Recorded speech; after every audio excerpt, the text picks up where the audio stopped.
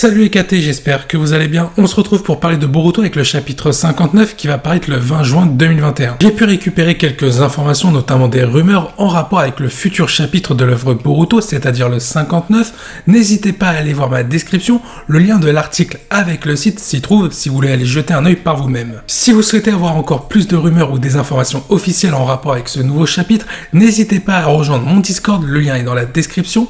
Il se nomme Manga News si vous souhaitez avoir des informations sur le manga Boruto ou d'autres mangas comme Dragon Ball Super, SNK ou même One Piece. En plus, en ce moment, il y a différents concours actifs sur le Discord, donc n'hésitez pas à nous rejoindre pour voir les conditions ainsi que participer à ces concours pour remporter les différents lots, ça vous fera plaisir. Bien, il est temps de rentrer dans le vif du sujet de cette vidéo. J'ai notamment trouvé des informations en rapport avec l'article Business Time qui nous parle notamment de l'évolution du personnage de Kawaki, du plan de code ainsi que le personnage de Boruto qui sera au milieu d'un certain conflit et peut-être d'un potentiel événement majeur qui pourrait se produire à la fin du chapitre 59 qui pourrait nous faire entamer la fameuse ellipse. Je rappelle que si vous aimez ce type de vidéo, n'hésitez pas à m'encourager en laissant un petit like, ça ne coûte rien du tout, ainsi qu'un petit abonnement pour voir d'autres vidéos et me booster encore plus. Sur ce, on commence l'article. Le chapitre 59 de Boruto marquera la fin du tome 15. Un événement majeur devrait se produire à la fin de ce chapitre. Code devrait réapparaître dans ce nouveau chapitre suite à son absence dans le chapitre 58. Il pourrait s'attaquer directement au village de Konoha pour s'en prendre à Boruto et activer Momoshiki à l'intérieur de ce dernier. Suite à ces événements, la vie de Boruto sera au centre de plusieurs conflits, notamment de la part des Kage. Quant à Kawaki, on pourrait avoir le droit à un aperçu de ses nouvelles techniques, sa mentalité à devenir plus fort sera de plus en plus abusive. Bien, j'espère que cet article vous a plu, n'hésitez pas à laisser un petit commentaire pour donner votre avis, et on va démarrer avec le thème suivant, la fameuse ellipse à la fin du chapitre 59, est-ce que c'est réellement possible? Nous allons prendre en compte toutes les informations que nous avons, des informations officielles ainsi que des rumeurs sur cette fameuse ellipse. On va commencer par le V-Jump et le Weekly Shonen Jump du mois de mai qui nous annonçait que l'ellipse aurait lieu après l'arc entre Amado et Code. Car comme on le sait, cet arc est centré sur les deux personnages que j'ai cités.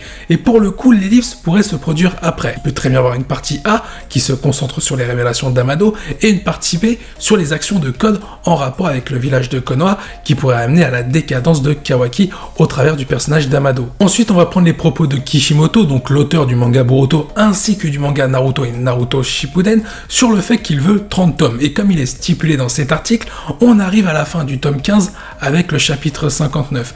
Et quoi de mieux de démarrer l'ellipse pour bien couper les deux parties de Boruto entre la première quinzaine et la deuxième quinzaine qui va démarrer avec le chapitre 60. Maintenant, il est temps de revenir aussi sur les interviews de Kishimoto en décembre et d'Ikimoto également. Il a annoncé Kishimoto récemment, en plus, que le combat Boruto et Kawaki était à la moitié du manga après l'ellipse, donc après quelques chapitres de développement afin de faire venir le climax durant ce combat. Ensuite, on avait Ikimoto qui annonçait qu'il était en train de préparer les fameux dessins, les plans par plan pour le combat Boruto versus Kawaki, et Kishimoto en décembre ainsi qu'en avril a confirmé que l'ellipse aurait bel et bien lieu cette année et qu'elle était très proche. Pour vérifier mes différents propos ainsi que les informations que je vous donne, n'hésitez pas à aller voir les magazines V-Jump et Weekly Shonen Jump du mois de mai ainsi que les différentes interviews de Kishimoto, notamment lors de la Jump Festa 2021. Autre information importante de la part de Kishimoto, il nous a annoncé que les derniers chapitres, le 56, le 57, le 58 et le 59, donc le prochain qui va sortir, étaient des chapitres de préparation à la deuxième partie de l'histoire de Boruto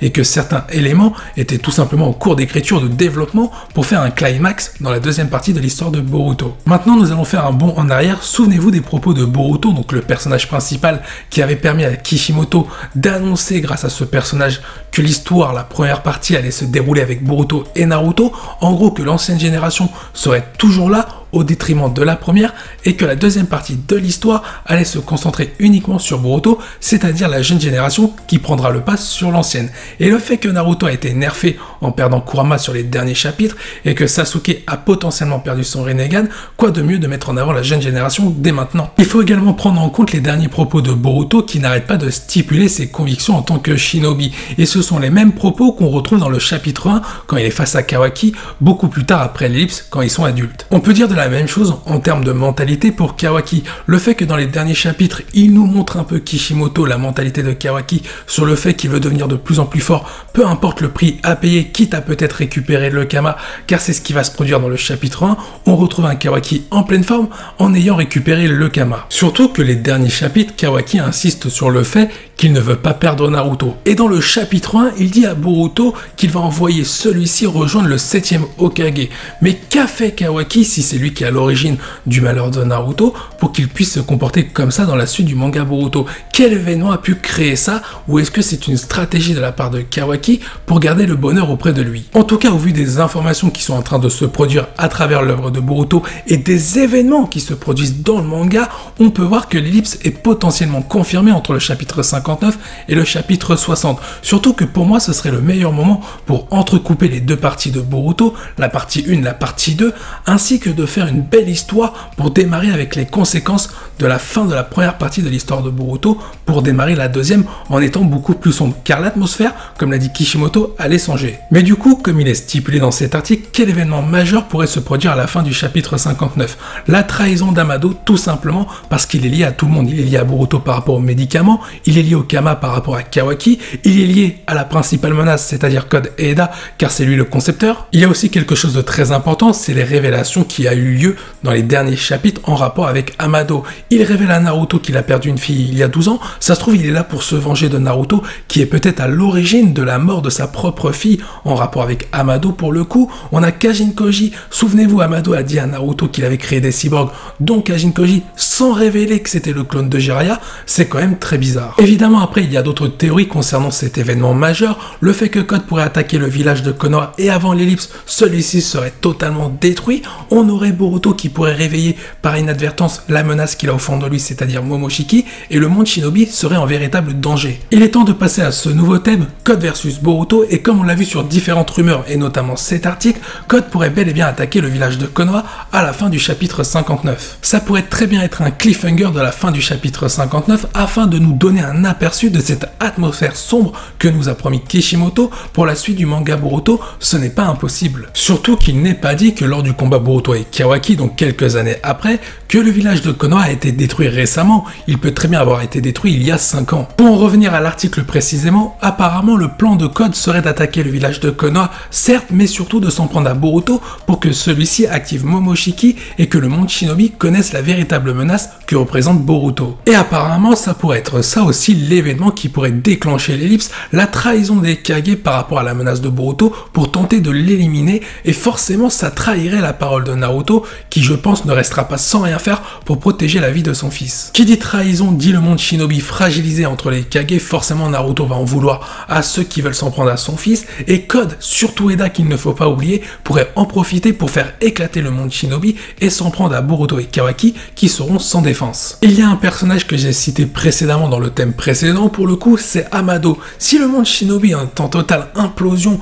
et que personne s'occupe de lui, il pourra en profiter pour faire assouvir ses ambitions, ses objectifs, pour parvenir à ses fins, peut-être une vengeance en rapport avec Naruto ou le monde Shinobi qui n'a pas su protéger sa fille, pour pouvoir tout simplement détruire ce fameux monde Shinobi et laisser la place au monde technologie que celui-ci est en train d'inscrire. Il y a un autre personnage qui est en lien avec Amado, c'est Kajin Koji. Pour l'instant, depuis qu'il s'est battu face à Jigen, soit Ishiki Otsutsuki, celui-ci est porté disparu et même laissé pour mort. Mais on sait qu'il a survécu, et au vu de nombreuses rumeurs et notamment des informations laissées par Kishimoto, Kajin Koji aura un rôle très important dans la suite de l'histoire de Boruto, peut-être pour contre-attaquer face à Amado et dévoiler tous ses secrets. Autre petite information que vous avez remarqué, au vu des derniers épisodes de l'anime, on a l'impression que Kajin Koji va être développé de plus en plus par rapport au manga pour nous laisser entrevoir un développement qui pourrait servir au village de Konoha ainsi que le monde Shinobi et pourquoi pas Naruto. Cependant, je vais donner mon avis concernant cet article-là et notamment ce passage-là entre un potentiel combat entre Boruto versus Code. Sincèrement, je ne vais pas y croire pour la simple raison que ça me paraît trop court dans un chapitre pour développer tous ces éléments-là. Peut-être qu'on va en retrouver certains et qu'on retrouvera la suite après. Pourquoi pas, ça c'est pas interdit. Mais le fait que Boruto puisse perdre le contrôle sur Momoshiki par rapport à Code qui l'attaquerait, il faut aussi régler la question de Momoshiki, comment va faire Code pour gérer Momoshiki face à lui. Il y a toutefois eu ces dernières 24 heures des rumeurs concernant le chapitre 59, comme quoi il se passerait quelques semaines après le chapitre 58 et les différents éléments qu'on retrouve sur cet article-là et d'autres rumeurs pourraient s'être déjà passées, où on pourrait retrouver un Boruto déjà en train de se battre avec une sorte de mini-ellipse entre le chapitre 58 et 59, et le chapitre 59 en fait serait une mise en abîme de ce qui va se passer dans le chapitre 60 pour la deuxième partie de l'histoire de Boruto. Et sincèrement, j'ai envie d'y croire à ces rumeurs pour les différentes raisons que j'ai évoquées précédemment dans cette vidéo et au vu des dernières informations laissées par Kishimoto, comme je l'ai dit tout à l'heure, ou notamment le V-Jump et Weekly Shonen Jump. Et en termes de scénario, ce serait très intéressant de nous faire une mini-ellipse pour dévoiler des éléments qu'on ne connaît pas, qui pourraient être la conséquence dans le chapitre 59, pour que le chapitre 60 soit tout simplement une atmosphère de désespoir, de détresse et surtout très sombre. Autre chose très importante, Code pourrait se servir de Boruto pour faire une espèce de leurre, tout en voulant s'en prendre en réalité à Amado et le kidnapper, car je rappelle, pour que Code puisse profiter de sa pleine puissance, il faut enlever son limiteur. Il a besoin des yeux d'Amado ainsi que de sa voix, sauf que pour l'avoir, il faut le kidnapper. Et justement, le kidnapping d'Amado pourrait être cet événement majeur à la fin du chapitre 59 qui pourrait faire basculer le village de Konoha dans les ténèbres. Il est temps de passer au dernier thème de cette vidéo et on va parler du personnage de Kawaki qui nous est stipulé dans cet article concernant sa mentalité qui veut devenir de plus en plus fort, mais cela devient de plus en plus abusif. Et cette obsession à vouloir protéger Naruto pourrait être en réalité un vilain défaut pouvant trouver une faiblesse au fond de Kawaki. Car il y a un personnage qui peut profiter de cette fameuse faiblesse au fond de Kawaki, c'est Amado. Il connaît tout du passé de Kawaki, il connaît ses souffrances, ses points faibles, ses points forts, et le fait qu'il ait une fébrilité en rapport avec Naruto, c'est du pain béni pour Amado qui peut en profiter. On l'a vu dans le chapitre 58, un Kawaki sans puissance et qui était dépendant du Kama, force qu'il a perdue. Mais celui-ci est prêt à retrouver une puissance peu importe le prix à payer pour pouvoir protéger Naruto. Et souvenez-vous, dans le chapitre 1, comme je l'ai dit précédemment dans cette vidéo, il le retrouve le Kama. Et les propos de Kawaki en toute fin de chapitre 58 fait écho à cette récupération du Kama. Est-ce que Amado ne pourrait pas jouer sur cette faiblesse en disant à Kawaki, si tu ne fais rien pour récupérer le Kama, malheureusement Naruto va se faire tuer par Code et Eda. On est d'accord que si Amado prône cette stratégie-là, il va mentir à Kawaki en disant que s'il récupère le Kama, il n'y a aucun risque pour un potentiel retour d'Ishiki Otsutsuki. Cependant, il ne faut pas oublier qu'Ishiki a promis à Amado de réaliser son rêve. Mais quel était donc ce rêve? Est-ce que Ishiki n'est pas mort trop tôt pour Amado, car malheureusement celui-ci n'a pas pu réaliser son rêve? Et le fait qu'Amado veut peut-être faire revenir le Kama en Kawaki et donc ressusciter Ishiki, tout cela pourrait s'expliquer. Il n'est surtout pas impossible, au vu des révélations faites par Amado envers Naruto, que son rêve était de ramener à la vie sa propre fille grâce à Ishiki Otsutsuki. Souvenez-vous dans l'anime les propos de Boro, comme quoi le fait de rencontrer un dieu, donc Jigen, soit Ishiki, lui permettait d'être invulnérable. Peut-être qu'Ishiki a promis la même chose à Amado. Après, il n'est pas impossible que Kawaki ne se fasse pas manipuler ou qu'il se rende compte de l'entourloupe d'Amado et qu'en réalité, il soit tellement devenu taré pour protéger Naruto qu'il veut le priver au monde Shinobi en le gardant pour lui-même. Peut-être que le fait qu'il veuille envoyer Boruto vers son père dans le chapitre 1 veut tout simplement garder Boruto aussi de son côté, comme peut-être la famille Uzumaki. Il le dit clairement, un monde sans Naruto, c'est un monde qui ne mérite pas d'être vécu. Alors pourquoi pas un Kawaki en mode égoïste qui veut kidnapper une famille pour lui-même? Surtout quand on regarde le passé de Kawaki, celui-ci n'a jamais connu de véritable famille. Et le fait de perdre la famille Uzumaki, pour lui ce serait trop dur en termes de souffrance. Et donc il veut les garder pour lui-même, comme je l'ai dit précédemment. Et si tu enlèves Naruto au monde Shinobi, tu enlèves une véritable défense pour ce monde Shinobi, et Amado ou Code et Eda pourraient en profiter, et Boruto serait le dernier impact offensif pour empêcher la fin du véritable monde Shinobi. Cette vidéo touche à sa fin, n'hésite pas à donner ton avis en commentaire, j'espère qu'elle t'a plu, n'hésite pas à liker, t'abonner. Sur ce, je vous dis à la prochaine, portez-vous bien, salut les KT.